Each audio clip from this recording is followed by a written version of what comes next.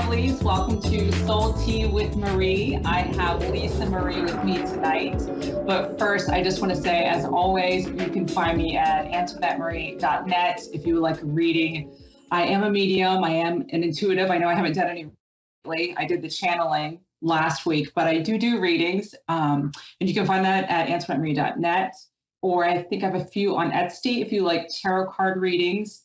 And then if you just want to keep up to date with what I'm doing, you can go to Instagram, which is Soul Tea with Marie, or on my Facebook page, which is the same.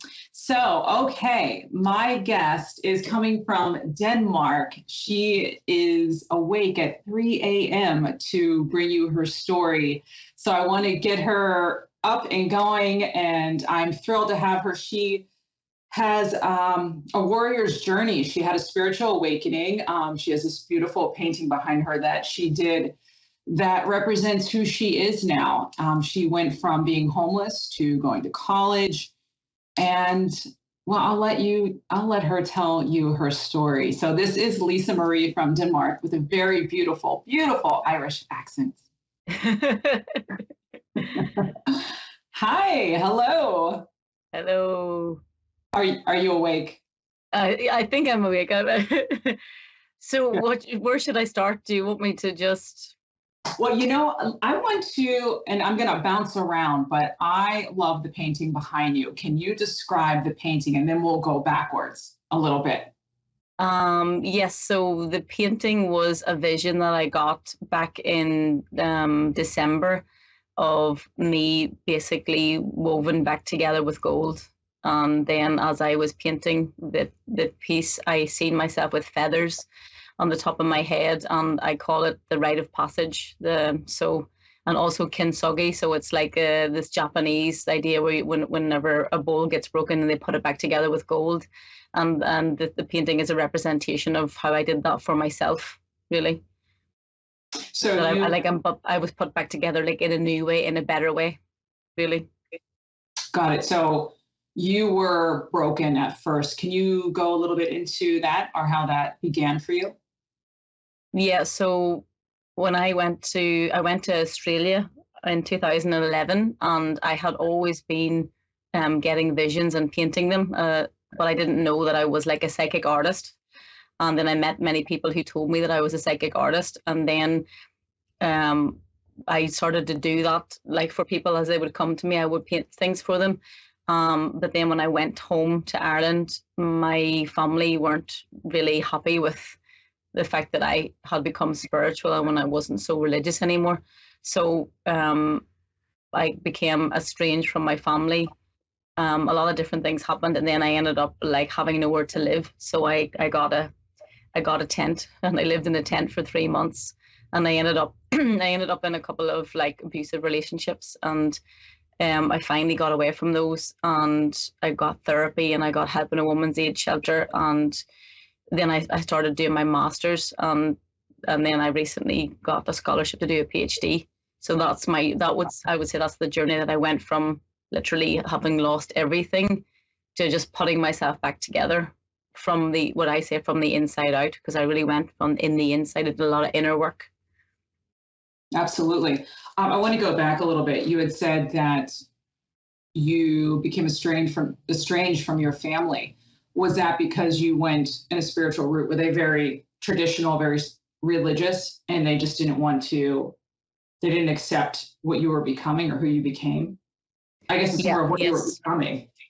Very much so. I didn't think I had changed as much as I had changed. So I came back, and after those 2 years, I had become a very different person. And a lot of things my mum had said, like that, that's evil, and, things like, very religious. What did she think was evil? What was it? She thought mediumship was evil. And she thought that the people I was talking to and associating with, that they weren't of God, really, and that I had become very negative and selfish. And so a lot of that confused me, because I'd always been very close to my mum. I'd always been very close to my family. So whenever I was no longer accepted for the new version I had become, then I just didn't feel loved. And then I had I had nowhere to live really. So yeah, I very much a sort of Irish traditional Catholic family is what I was raised in,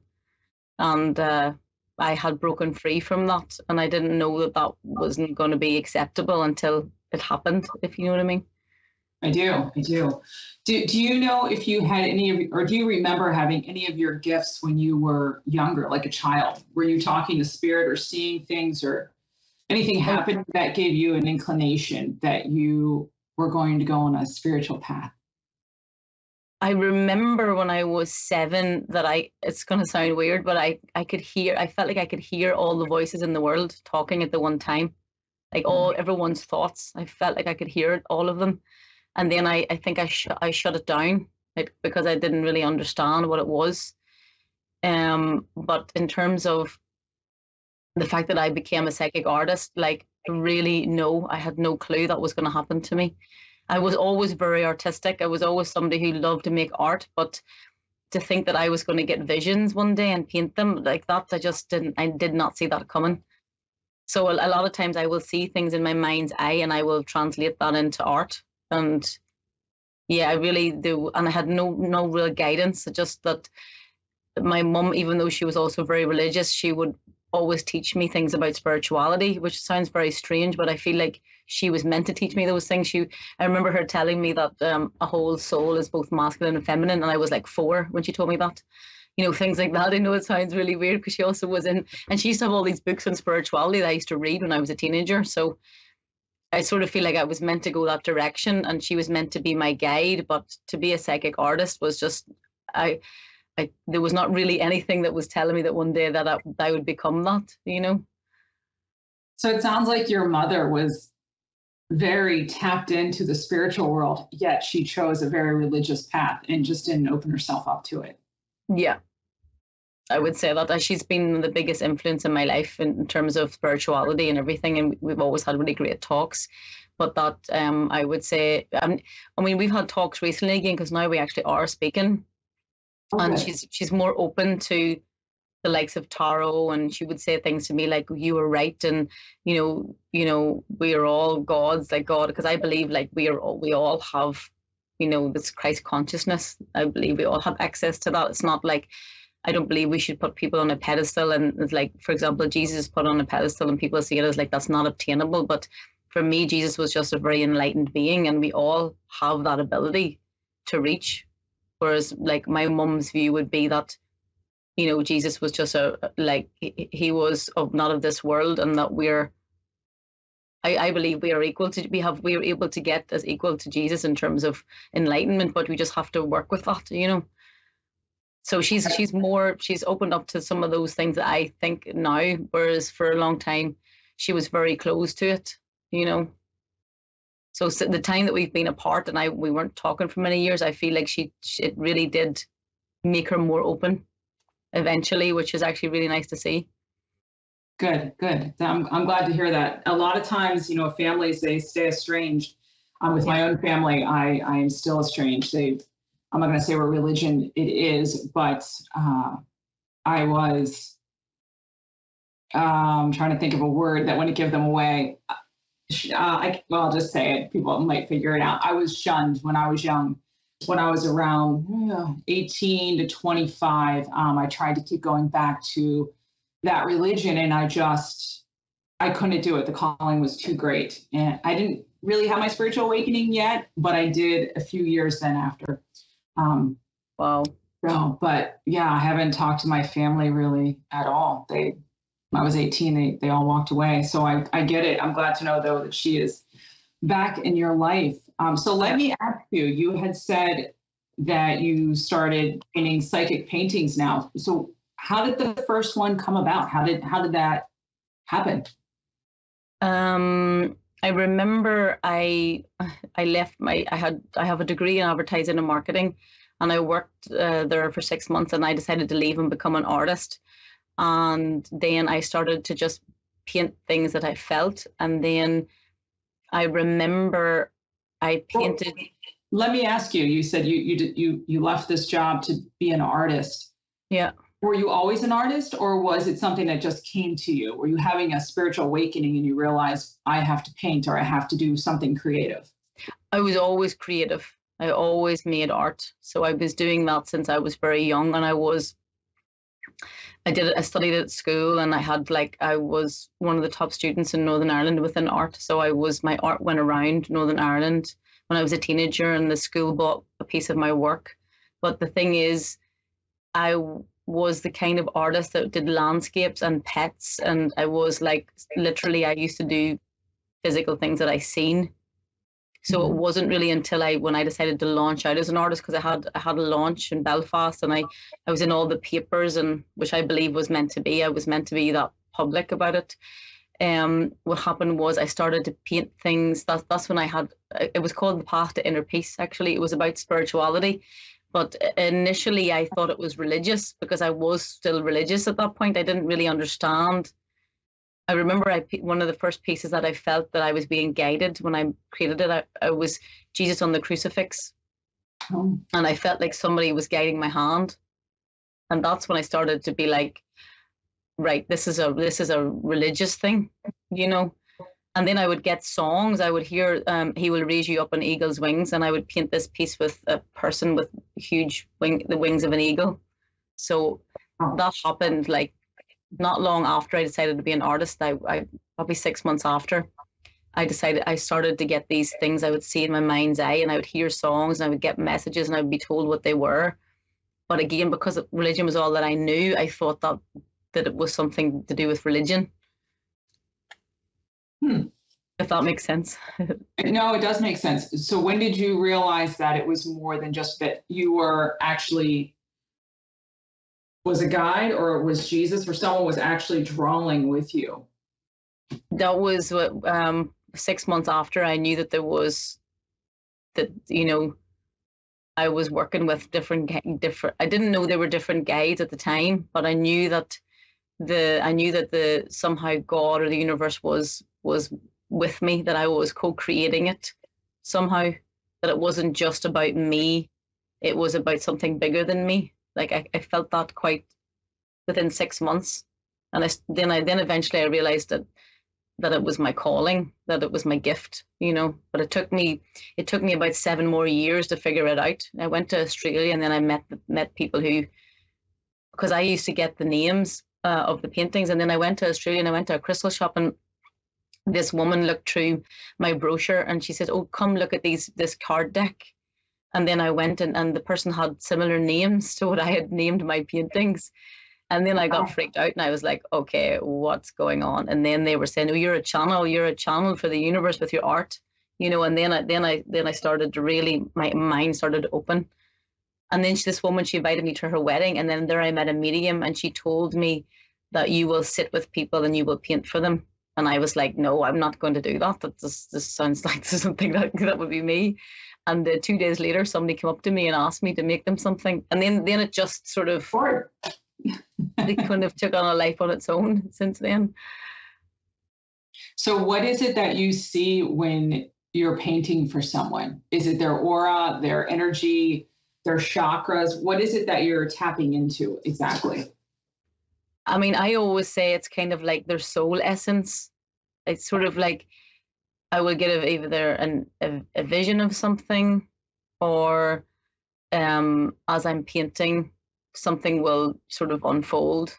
Because I've painted people's angels, I've painted people's animal totems as well, and sometimes just people's what I would call like soul essence. So I've had many people ask me for different things.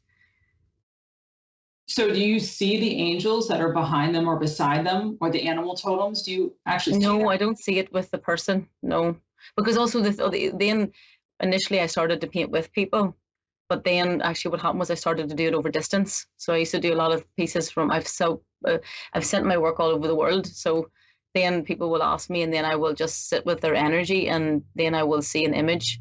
Like one time I seen an image of a horse, and then I painted a horse, and then this woman told me that she'd loved horses all her life. Wow. But I didn't know that, you know. And then I remember this other woman a few years ago, she asked me to paint for her and her son. And I painted a phoenix and a tiger, and she said she'd been wanting to get a phoenix tattoo for years. So it's that kind of thing that happens, that I have to really trust the process. And also when I've painted people's personal angels, there's a woman I met online and she always gets me to paint for her grandchildren. And then I get the name, I get the image and then I get the name, and then I'll probably get a message. And then the person will usually confirm that I was right about what I channeled. But it's still, sometimes I doubt it, and then it happens, and then the person will say, "Oh yeah, I've always loved that." But it's sort of not necessarily like seeing it with the person. It's weird. It's like, it's the minute I pick up a paintbrush, something happens. It's strange that it's true art, but it's like the minute I pick it up and I hand it over and I pray about it, and then I just let whatever comes through, and it's usually the thing the person really needs to see that comes through. Oh, that's beautiful. Yeah. Well, I can say that you're definitely tapping into something, because I'm not going to say what it is, because I may have you paint something for me, but you did tap into something of my guides as you were talking, and I thought that was interesting. So you definitely have a gift, my friend, 100%. Oh wow. Which I knew that before, but it's just kind of neat how it transpires so quickly. Wow, nice. Yeah. That was neat. So how did you go from being estranged from your family, homeless, to then here you are about ready to get a PhD? How did that happen? How did that occur? So obviously that was part of like the dark night of the soul, really. You're shedding your skin and the layers of the onion. Right. It's crazy. It's been a journey, man.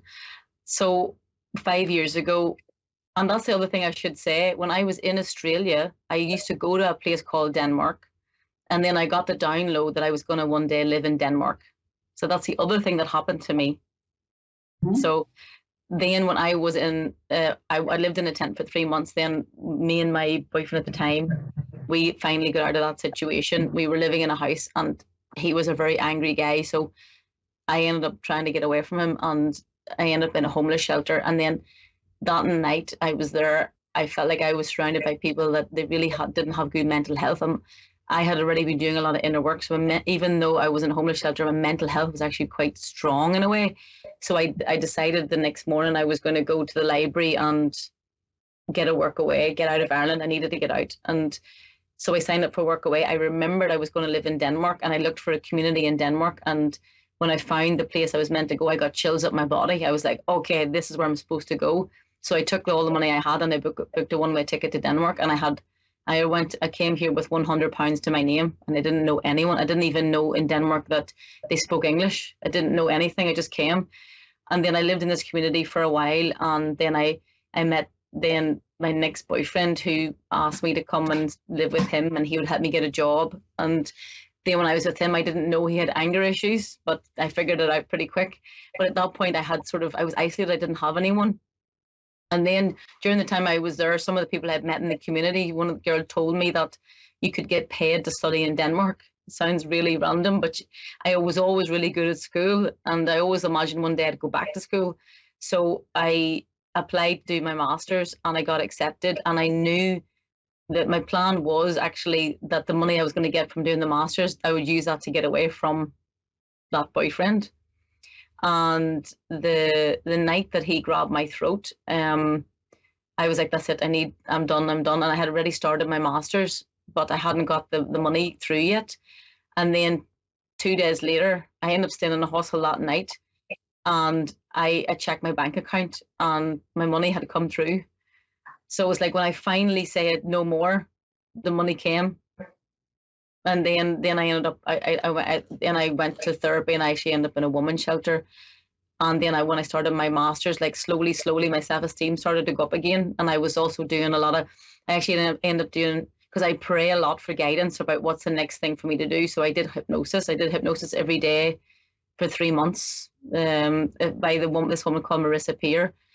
She's amazing. She's incredible. I was listening to I Am Enough and I Am Lovable every single day for 3 months. Like, I'm very disciplined about stuff like that, and also meditated and did a lot of gratitude stuff. And then during the course of my master's, I ended up falling in love with decolonial research and doing art with decolonial research and a lot of things about race and helping marginalized groups. And I started to see that all the things I had learned, I could help other people. Oh, So, absolutely. I ended up deciding I was going to initially work with people who were homeless, but then I decided to work with refugees.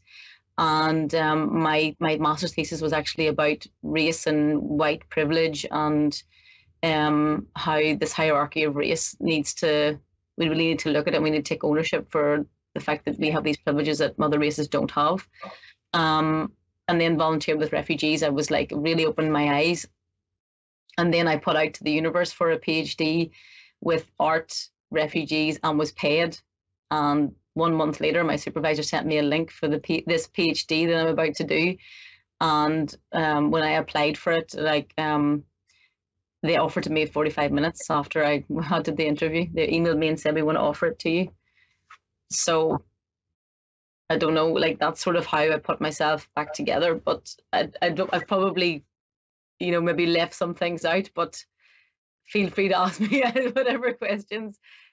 Well, do you look at it now that you're helping refugees? Do you look at your own life being estranged from your family? Not that it was that extreme, but in some ways it is. Do you ever equate it? I see the parallel. Yeah. This displacement that a lot of refugees go through, I felt it. I experienced this sense of like not belonging anywhere. And what happened was when I was volunteering with refugees, I was able to, and I'm very transparent as a person. Like I'm the kind of person that I'm very authentic. I live in alignment with who I am. So, what you see is what you get. So when I went and volunteered, I was just wanted to bring kindness and love, but I didn't realize I had so much to offer in terms of life experience. So I was opening up and telling them about my story because I'm not afraid to tell people what I've been through. Then they would tell me these incredible things back. And then I used those stories in my thesis. I talked about the things that they told me about in my thesis and used, my thesis is very unique in the sense I did autoethnography and wrote about the different feelings and the different stories that were shared with me and how they entrusted me with these stories in a way because I had something also to offer that they could tell I had been through some things. And that's why I feel like they opened up to me, I would think so. I mean, I'm sure that when you walked away from when your family walked away from you and you were alone and then you're being abused in a relationship and you leave that, I mean, you literally left one country, went to another country with $100, I call them dollars, and you just figured yourself out. Right. And then you're in another abusive relationship. Yeah. I mean, a lot of that breaks you and then restores you and breaks you and restores you. Right. But you become someone new, a whole new person. Whatever is broken, it's healed, but it's not, you don't heal the same way.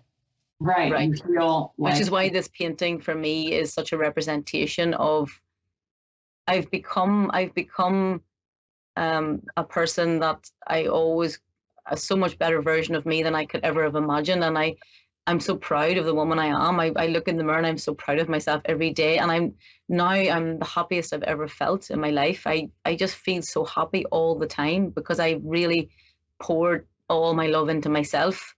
And it really taught me the power of my own love, actually, that when you put that towards you instead of constantly giving it to others and not thinking about yourself, it's like it's so transformative because you really can then you become unstoppable.